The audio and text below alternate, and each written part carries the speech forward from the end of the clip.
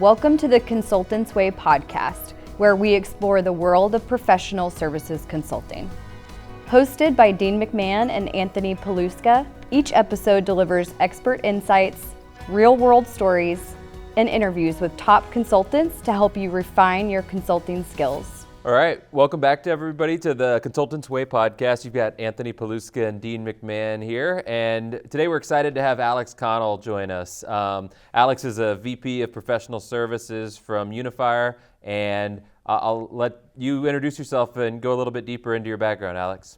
Yeah, so I say Alex Connell, Unifyr. I've been the VP of Professional Services here for the past 3 or 4 years. Traditionally, I was a developer and then moved into services about 10 years ago. I had a consultancy firm before that, doing mainly engineering. You can probably get from my accent that I'm live in New Jersey, so originally obviously from the UK. But today I'm really talking about that kind of services.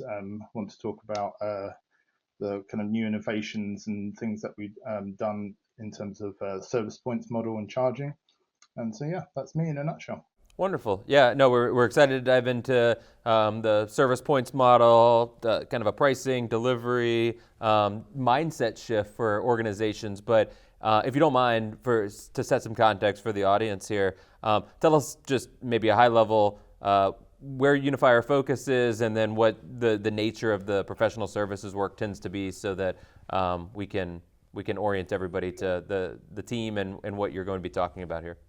Sure, yeah, we're a SaaS platform, so we're in the indirect channel space. So you've probably heard of CRM like Salesforce, i.e. customer relationship management. We're partner relationship management. So we kind of bridge. We don't do transactions or anything like that, but when you go to a partner portal, and I'm sure a lot of you have been to many, we're that platform that provides all the partners the information, marketing materials, things like that, the ability to give our customers, or what we call suppliers, vision into the pipeline of the partners, so things like leads and deals and things like that. So more traditionally in that kind of a PRM space, but we are launching new products, which is going to be more partner first. So partners can log in and see multiple different suppliers instead of the kind of traditional single model. In terms of the services, so whilst we're a SaaS platform, we have a professional services team, and that team does implementation, design, integrations, the kind of usual things. But we also work directly with partners as well to onboard them onto the various different partner portals for the different suppliers. So kind of full width. And we're global, so we're all the way from US, UK, Africa, all the way out to APAC regions as well.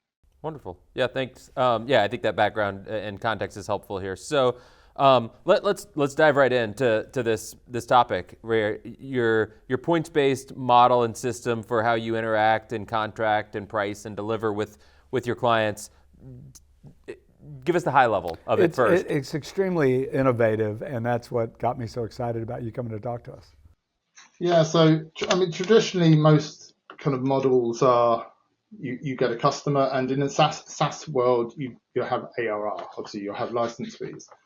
And what traditionally we did after implementation is a customer would come to us and they'd want changes. And so what you'd have to do is you'd have to go into depending on the size of it, you'd have to spec that out, do a quote, get that signed. They'd have to go to their finance CFO, get that signed off. A quick change can sometimes take 3 to 4 weeks to get moving, even small ones. We kind of changed it a little bit where people could buy hours, so they could buy a bulk set of hours, and so changes could get through. But then you'll start to get the queries of we'd only do a minimum of 1 hour, because of all the administration. So you have a field added to a form, might take 5 minutes, but we charge 1 hour, and then you have a much larger change that would take an hour. So you'll get questions around that. So what we did was we put in a service points model. So you buy points. And the way I kind of think of it, not that by any stretch of the imagination, I call my customers children, but Dave and Buster's. If you go to Dave and Buster's and you put money on a card, as far as your kids are concerned, there's no money on that card. It's just the number of games you can play. Swipe, swipe, swipe. And that's a similar model. So instead of it takes away that question about hours and things like that, and puts it more into a points-based system. And then it's about value. So something might take 4 hours to do. Instead of it being 4 points, the value of that you might think is 8 points and things like that. So you're able to fluctuate your points without customers really knowing how long it takes to do. And keeping them from focusing on the wrong thing, which is value. Exactly. Right. The focus is value. Exactly. Yeah, That's right. And I think that's helpful for them. How about bigger situations? And let's say I don't have enough points. So can I buy points anytime? So you can buy points anytime. And what we've done recently is changed it to, so traditionally, so in our previous version, so you buy 100 points per year. Now what we've done, and we thought we could class that as ARR, but a lot of SaaS companies, if you're selling services, that can't be classed as ARR. However, if you put it as a support model, so with every single customer now, you have to buy support, and we have various percentages, tiers, to standard, silver, gold, platinum, and within that you get a certain number of points. And so, to your point, if you've got a larger project and you don't have enough points, you can move them up the tiers. And the beauty of that is that because it's ARR, you're going from, say, 15% to 20% to 25% to 30% of the license fee. And so the following year, they're still, instead of just buying points, they've gone from gold to platinum or something like that. So this allows it to also be ARR as far as, your private equity firms or venture capitalists are concerned. But it also allows you to move up. And then ultimately, of course, you might hit the top end, and then sure, you have to go back to just selling, a bunch of points effectively. But it gets rid of the 90%, Has it affected staffing or? Yeah. Yeah. Yeah. So it also, we're much more profitable. So instead of having to, when you're in the world of having to quote every single time for a piece of work, you don't have a real vision of how much money you're going to earn each year by doing that. When you go to a licensed model of services through points, you know how much you're going to get roughly, per year. Obviously, you've got to account a little bit for churn, but this allows you to staff accordingly. You've got vision into how many points you've sold, and roughly the utilization of them as well. It's not always 100% utilized. Going into the service, the support model, which I mentioned, instead of it just being points, we also add things like access to a technical account manager, access to additional training and things like that. So yes, if a customer used absolutely everything in the plan, you'd lose, but the reality is they're not going to. Once they're going to be focusing on different things. At the start, they'll be focusing on training. In the middle, maybe upgrades, and then ultimately, just asking questions about use. So. Oh, it's great. How long have you all been operating in this model? So the support model we've been doing just over a year and a bit. I must admit that wasn't my idea. The service points model was my idea, but the support model was my CFO's. I thought customers would complain left, right, and centre about going to a support model, and we didn't. Out of our whole customer base, we didn't get a single complaint. It was very well received. The service point model that we had before that, we were running for about 3 years. It started right around COVID time. It's cut down time to have to quote. You can automate processes. How you can kind of put it to the individual builder or configurator, so they know the task that's come in. They set it in. We use Jira. Points automatically get applied and things like that. So less management of the situation. Yeah, for the lower end, have you outsourced that, or is it all done in-house in your team? Yeah, we outsource. Well, we have partners, so we're a partner. We're a partner software. So Yeah. You might want to have partners to show that you we can drink use your our own stuff. Yeah. exactly. We drink our own tea. I mentioned the kind of partner Did you enablement say piece drink your where own tea? It sounds so much better than we eat drink your our own own tea. dog food. It's America. We eat our own dog food here. Okay, drink your own tea. Okay, we're going to use that. Just had to remind you about the tea, you know. So yeah, I mentioned earlier we outsource our partner enablement. Sorry, we do partner enablement where our customers allow us to talk to the partners to onboard them onto their platform, and that's where we do a lot of our outsourcing. You know, we do. I think we cover 15 different languages. So you know, like French, German, Spanish, Italian, American English, British English, some Afrikaans, and then APAC. And so we have two different partners for that to kind of give us more world coverage. Those are the we haven't needed more languages than that, but that's really where we mainly use our partners for those kind of things. Go ahead. Yeah.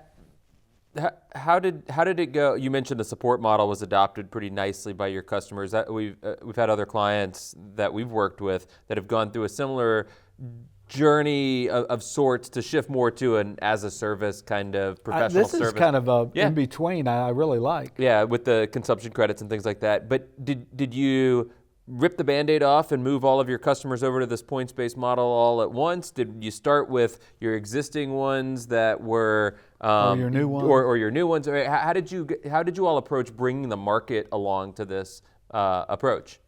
Yeah, so our platform is kind of, it does have an auto renew type element, but it's not a kind of $5.99 a month type kind of product. It's quite expensive, and so most of our customers sign up for kind of 2-3 years worth of license fees. And so when we decided to switch to support, there was kind of, even people in the sales cycle, it was we're switching right now to this new model, so you have to have this new support. And then existing customers, most of them, it was when the contract it came for renewal. Some of them had heard about it and did want to switch straight away because we didn't used to allow access to TAM. We didn't have those kind of training programs and things like that.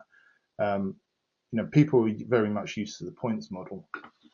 And it was only about 30% of our customers originally had the service point model, and now everyone has points. And so what we've actually seen as well is a trend towards less churn because we're wanting customers to use these support packages.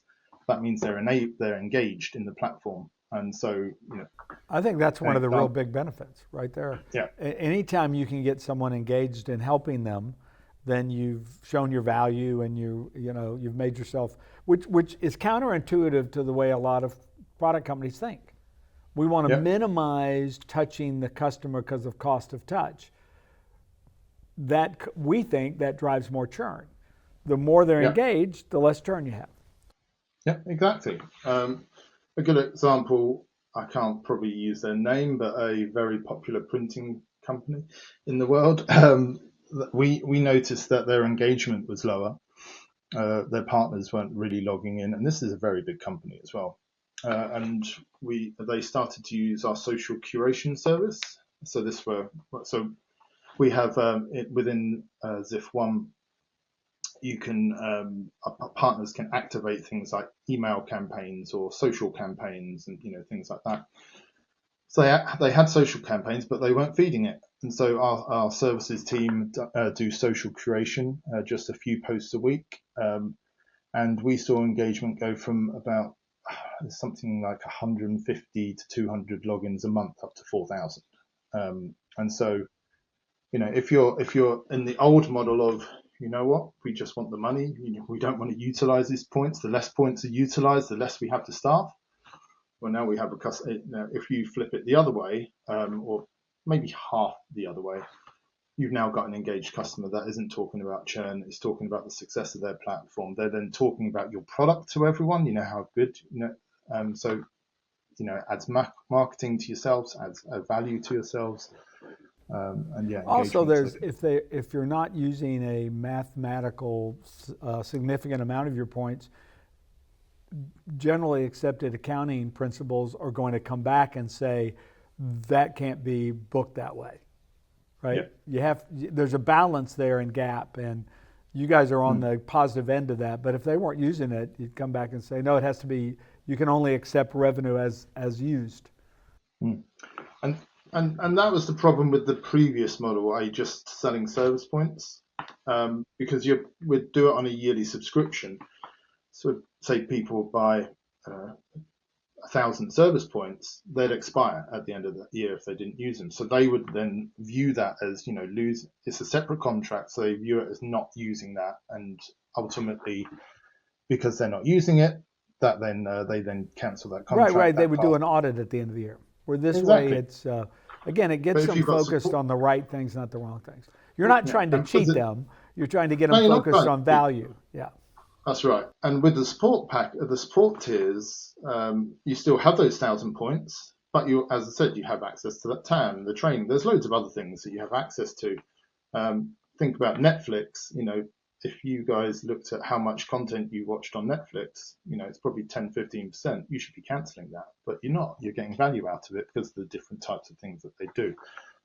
So it's a similar kind of situation-ish. Yeah. No, I think it's very innovative.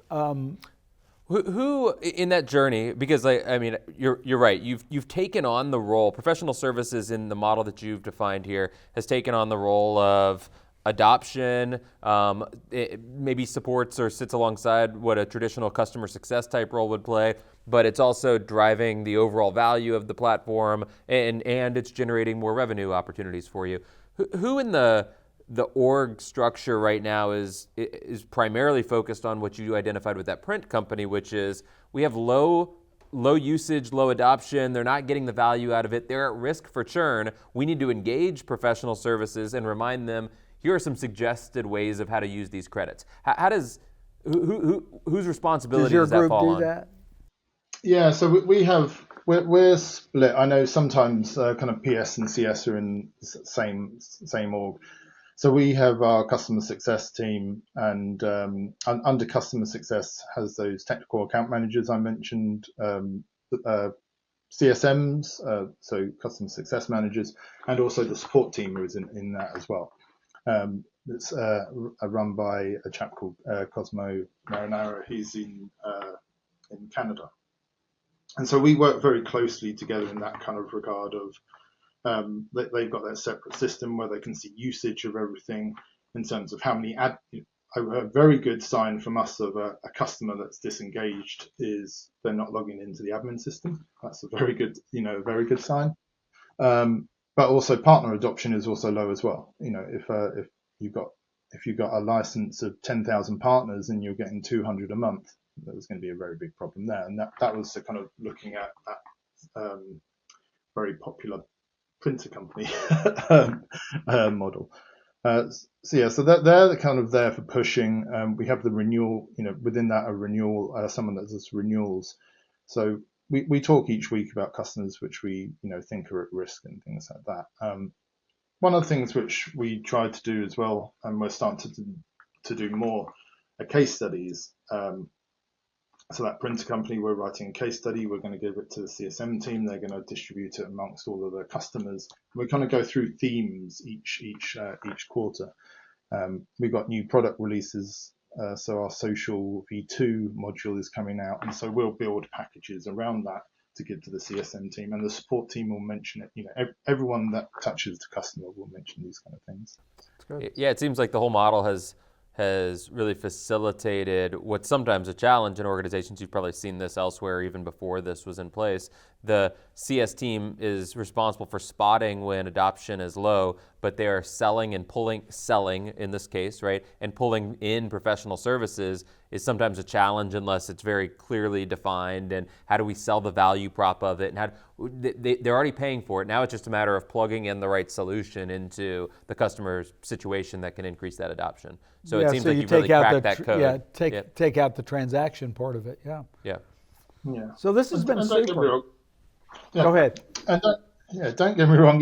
We're like any other companies. We have problems between the teams, and there's sometimes disagreements. But I think since we've started putting this support model in place, there's less kind of finger pointing. It's more about making the customer successful across all of the various teams. We even have whilst we are a SaaS platform, if it's a very large customer, we do allow them to use those points to kind of do development as well. So anyone that can that is going to talk to the customer or do something, one of those program points is now what we call them, can be used for that. Oh, that's great. That's great. Really love the innovation of the points and then in the service contracts. Well, this has been super. Before you leave us, is there any one thing you'd like us to remember? I just think being fluid. So with how in terms of like service points or how you do things, I think for us it's completely changed how we do things. You've got different types of people that you need now, less expensive people. If you can through this, you can do a lot more automation, which is always the key. That always reduces things, and also it makes the customer more successful. I think there's you've got to break. I call it popping bubbles. If you have a task to do, you can pop that task. It's a bubble. You can pop it with a pin.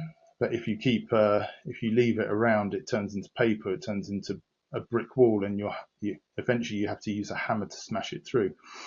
If you stop thinking about it and kind of try and push through a lot quicker, and not be fearful about what might happen, then I think you'll see more success. Especially in this service. As I said, I thought this support model wouldn't work, but my CFO just pushed it through and it did. Yeah, I mean it's a great example. It's like I mentioned earlier, so many organizations we talk to are thinking about trying to evolve their model to some similar version, right? To solve some of the same problems you all have tried to solve. And have solved. Yeah. And are fearful of either organizational roadblocks and pushbacks, or that the market just won't accept that. So, I mean, you've given some great examples of both of those, but if there's any parting words of reassurance or guidance on either of those fronts, I think that would go a long way to helping the audience. So, anything you would tell somebody that's fearful about taking the leap to make a change like this? Yeah, I would say you always have to innovate. If you stay, if you stay at a standstill, the market's going to overtake you, and the market's always going to change as well. So what's working for us now might not work in 2-3 years' time. So you've always got to innovate. You've always got to move. In terms of a lot of people fear about money. And I think that's what we did. We used to make a lot of money by doing a lot of these, by quoting for individual jobs and things like that. But then you lose things like vision. You don't know how your pipeline is going to be in the future. Moving to these support models has worked. There's a lot of good information out there in the web of showing that these kind of support models work. What you've got to just make sure that you're doing is making sure that the points, or that the costs stack up to the points you're going to sell and things like that. Most customers will not use absolutely everything you have in a support package, and so you've got to make sure that the package is attractive enough to sign up for. Yes, if they used everything, you'd lose, but the reality is that most people won't use that kind of thing. So you've got to make them attractive enough to be able to for people to want to move up the tiers, and you've got to cater for the kind of 90%. You can never make anything perfect. A previous boss of mine used to say the enemy of good is perfect, and I firmly agree with that. Get something that's good, and then iterate every 6 months or so. Good advice. All right. Thanks so much for seeing us. We'll have you back again. Thank you. It's good. Cheers. Thanks, everyone. Well, I thought that was great. What I really appreciated about the discussion was, one, the innovation, but also his clarity of explaining the innovation. It was just like, here's what we do, here's what, and humility about it. But I think that's one of the answers that can work for you if SaaS is too far of a topic for your buyers. Oh, the PS as a service, yeah. PS as a service. Yeah, as we talked about before. No, I think I'm going to use points, consumption credits, pick whatever also it is. putting it in but a service agreement. Yes, tying it to your support agreement is very helpful, and then being able to communicate it in terms of value and disassociating it with hours is, I think was very helpful for his market to receive it. A couple of things he said, and some we didn't get to dive into. One is, the one that we didn't get to dive into is, I mean, how important is it to productize your offer set? Because he was on the topic of, hey, we don't want to scope and quote these every single time. So you need what is each thing that we're going to do worth in terms of a number of points, and having that built out, I'm sure. Yeah, it does sound like a lot of their stuff's pretty productized by the example. Intentionally, yeah. Or the examples of the request. Yes. Change a field, do this, so that might naturally happen in the kind of work they're doing. But for the larger deals, like the big print company, to come up with the number of points, you just have to be sophisticated enough to be able to do that quickly. But part of estimating is probably not as time consuming as trying to get the deal. Yes, the actual act of selling it. And as we see all the time, right, the fear and the reluctance of upselling, and we end up just doing a little bit more and allowing scope creep to happen because we just want to add some value. Yeah, because now you can just say that's 2 more points. Yeah, and right, customer success is doing some of the work that could be professional services. Our support team sometimes does a level above what they probably should be. And it's all in the interest of driving product adoption and trying to help. Now you've built a model that they can all pull I can intentionally call in the right resource to do it. The customer gets a better experience. We make sure that we're staffed appropriately, and it's a great idea. It all ties into that. So no, I think it's a great idea. And I mean, seriously, on the topic of the fear and the reluctance about getting there, everybody that we talk to on this topic is on the, how's my market going to accept this? They're conditioned to buying from us in a certain way. All of our competitors sell in this way, but he was on the, hey, we moved renewal customers, we moved new customers to this first, but we marketed the whole journey, and we sold all of this feature set associated with it, and some people opted in earlier than we wanted to get them there. And they have annual service annual support agreements. Some firms don't have that anymore. Right. So you'd have to find another way to do it. But anyway, great conversation, great guy. I would have put his accent West Texas, but that's me. Yeah. I think that's right. Not New Jersey, but not New Jersey. Yeah, that was pretty funny though. Yeah. Well, again, thanks everybody for joining. Please reach out to either Dean or myself on LinkedIn if you've got any comments, questions, or suggestions about future guests, or you're always free to contact us at podcast@consultantsway.com. Thanks everybody. Take care.